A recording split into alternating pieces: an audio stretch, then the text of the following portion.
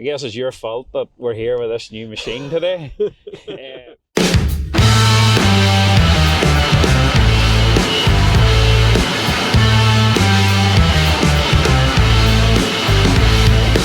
So we're here today on the farm of Victor and Richard Hunniford in Guildford, County Down, Northern Ireland. We're here showcasing the 24m Dribble bar. This unit is a pre-production unit, which we've developed in the last 18 months or so. And this all came about by request from Richard and Victor.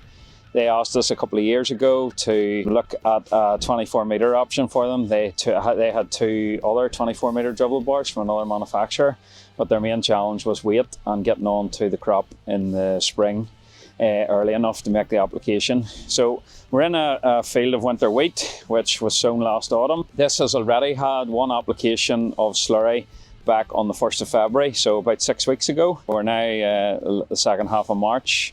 And you can see behind me how even the crop is, and this is testament to the distribution of the new 24m dribble bar and the consistency we're getting through the advances we've made on the product and a lot of research and development we've done in our R&D facility at SlurryKat, and that's really showing in the product here today. Richard, firstly, may I say thank you for letting us showcase our new 24m dribble bar on your farm today. Thanks to you and Richard, really appreciate it. But I want to just start by setting a bit of context.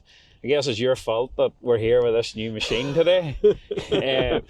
Just for anybody watching, Richard and Victor, about 2 years ago, you mentioned about you'd love a 24m like a 12m. Yeah. Here we are today.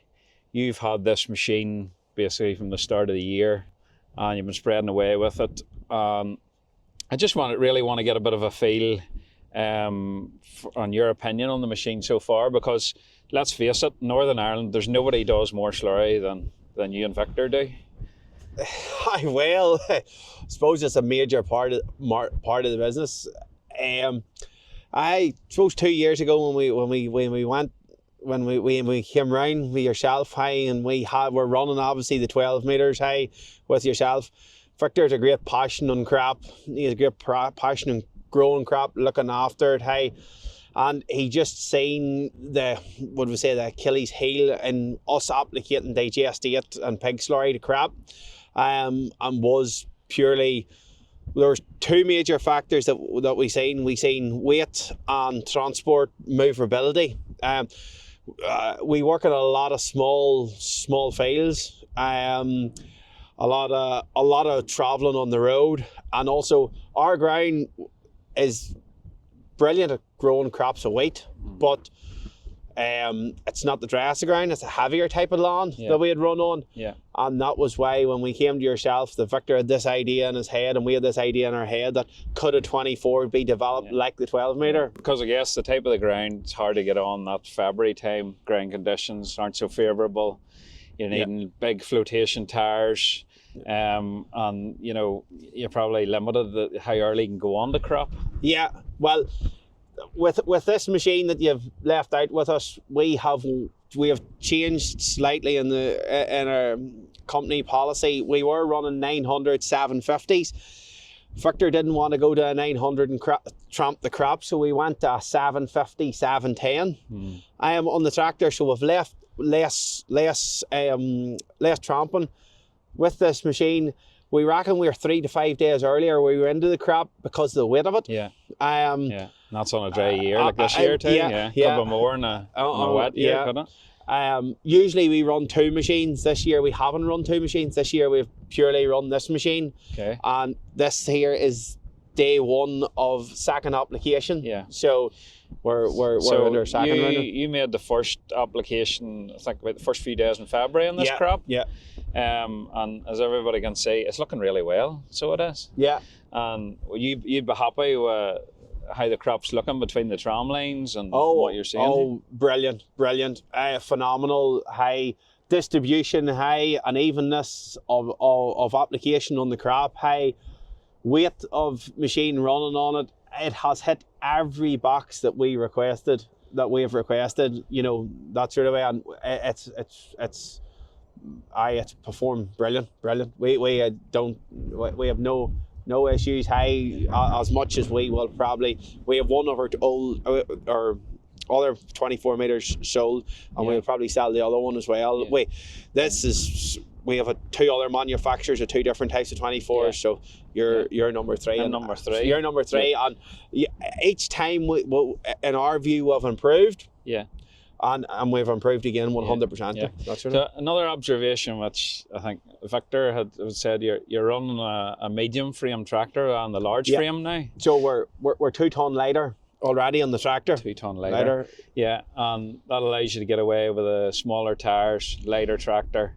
Yeah. And I think Tim, the operator, he says you wouldn't really know much difference between the 12 and the 24. No, and like that was never the situation. Like, you know what I mean? We were walking crap, driving crap, just to get it just dry enough that we get the application on, because the plant needed it. And we have a great thing. We try to cut our nitrogen content that we use in the crop, our chemical fertilizer to a minimum, reduced. So, and you know, this has took it to another level for ourselves in our view. That's sort of. So you think it's the right choice then? Oh, 100%. Oh, I know, 100%. Victor put her on the first couple of days and run her, and within say 3 hours, he rung me and he says to me, I'm going to roll out. He says, and as a bottom mat, as we call it. And I says, Victor, that bottom mat. I says, pure clay. I says, not getting it. I'm going to roll out. He says, this thing will travel. Straight out into it, and done the field, and very, very little damage on it. And then that meta that would have been done probably 3 weeks later if it had been drier, now already lush green, ready for second application. So our yield off it will be better. Yeah. And our whole our whole business thing is it's all the small things. If we add everything up to small piece by piece by piece, you know, margins make big things. You know? So I mean, your farm, what, about 3,500 acres? Yeah, just under.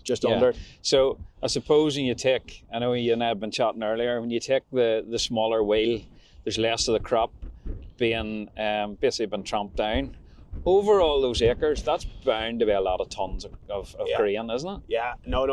It's you know, the margins in grain now is so minute that you have to be on the ball on every part of it, whether it's the application, how you digest it, or whether it's your combine or whatever. Every single thing you have to look at it in minute. And I mean, one other thing we were chatting earlier on was a lot of European customers, they're nearly horrified that you would drag this heavy hose over a nice lush crop of wheat like this.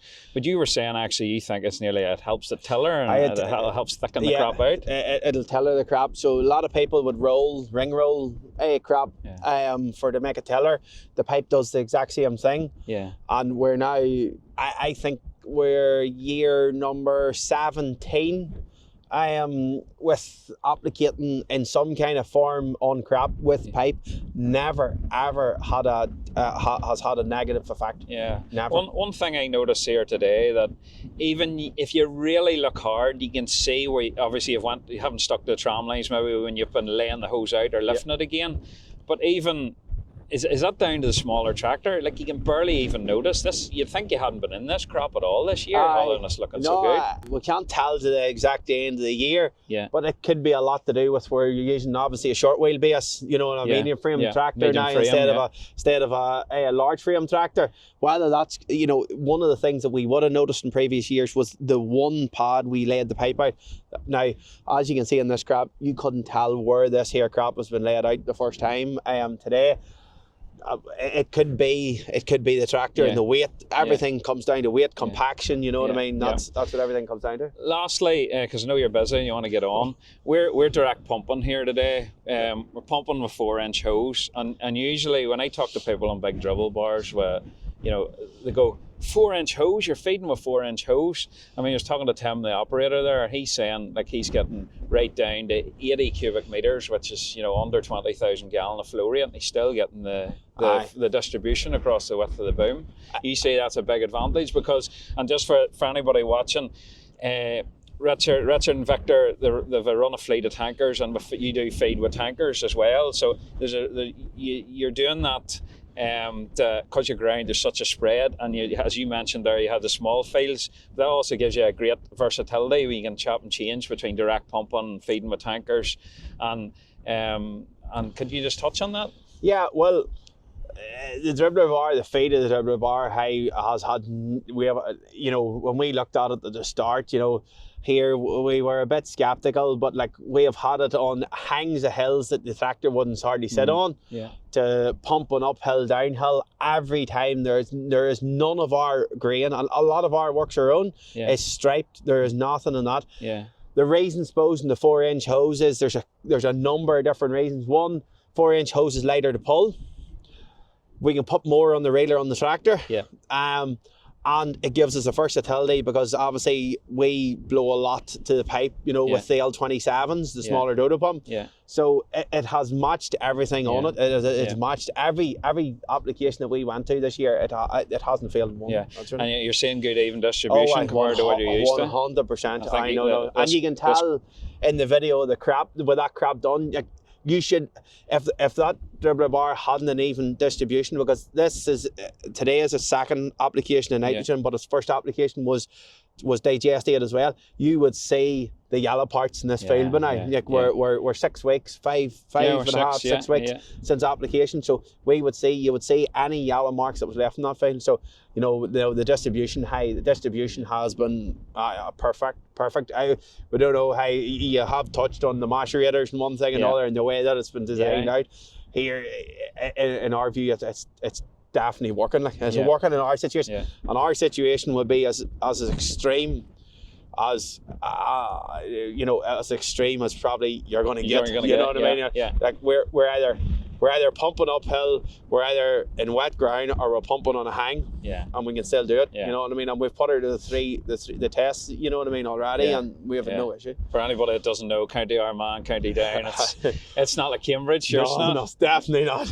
Both in field sizes, you know, sometimes the joke is God is so good to us, he stood the ground that's end for us, so he did, you know. Just lastly, you mentioned the SlurryKat couplings. You moved to those a number of years ago. Has that been a good move? Yeah, 100%. We were using a different manufacturer couplings beforehand, and here it took us a while to get there. I know that it's expense. There's upfront expense, but you know, but when you take it over the life of the coupling, we give a lifetime guarantee on it. You're seeing the advantages of them. Well, I don't know what there is, 4,000 or 5,000 meters of pipe there. You know, when we had to go and change them all at the time, like it was a lot of money, but it should have been done years earlier. You know, I mean, it should have been done. I know it probably took you 3 or 4 years to persuade us to go down that route. And the reason that we didn't go down the route at the start is because we had to change everything, because this tractor's direct pumping now. This tractor could be away to tankers an hour later. We could then end up having a short tanker and only have 2 tankers instead of 5 or 6. It could be away to the nurse tank. We had to change everything in the one go, and it was hard. But the biggest regret probably that we should have done it years ago. You know what I mean? You know. Well, Richard, thanks for your time today, and we really appreciate. Thanks to you and Victor for letting us come and showcase the machine and using it. Thank you for giving us the opportunity, to be the first to use it. Thank you. Thank you. Thanks, Richard. Well done.